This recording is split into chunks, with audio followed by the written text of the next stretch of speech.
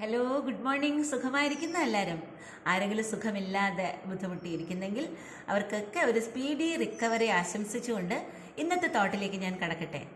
ഇന്ന് എനിക്ക് ഇഷ്ടപ്പെട്ടൊരു തോട്ട് പറയാം. Something is better than nothing എന്ന് പറഞ്ഞാൽ ഒന്നുമില്ലാത്തതിലും നല്ലത് അല്പമെങ്കിലും ഉള്ളതല്ലേ, അല്ലേ? നമ്മൾ ഇല്ലായ്മയെക്കുറിച്ചും എന്താ പറയുക, കിട്ടാത്തതിനെക്കുറിച്ചുമൊക്കെ ബോധറിയാതെ അല്പമെങ്കിലും ഉള്ളതിനെക്കുറിച്ച് സന്തോഷിക്കുന്ന ഒരു പോസിറ്റീവ് ആറ്റിറ്റ്യൂഡ് ഉള്ളവരായിരിക്കാൻ നമുക്ക് ശ്രമിക്കാം. അതായത് നമ്മൾ ജീവിതത്തിൽ ഒരുപാട് ചെറുതും വലുതുമായ പ്രശ്നങ്ങൾ അഭിമുഖീകരിക്കുന്നവരാണ്. അപ്പോൾ അതിന് പെട്ടെന്നൊരു സൊല്യൂഷനൊന്നും നമുക്ക് കണ്ടെത്താനായില്ലെങ്കിലും അതിലൊരു കാര്യം ഫിക്സ് ചെയ്യാനായാൽ നമ്മൾ ആ സൊല്യൂഷനിലേക്ക് അടുത്തതുപോലെ നമുക്ക് ഫീൽ ചെയ്യും.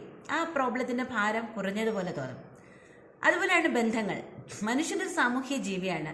നമുക്ക് ബന്ധങ്ങൾ കൂടിയേ തീരൂ, അല്ലേ? അപ്പോൾ ആ ബന്ധങ്ങൾ നിലനിർത്തുക എന്നുള്ളത് നല്ലൊരു കാര്യമാണ്. അത് മുറിച്ചു കളയാൻ എളുപ്പമാണ്.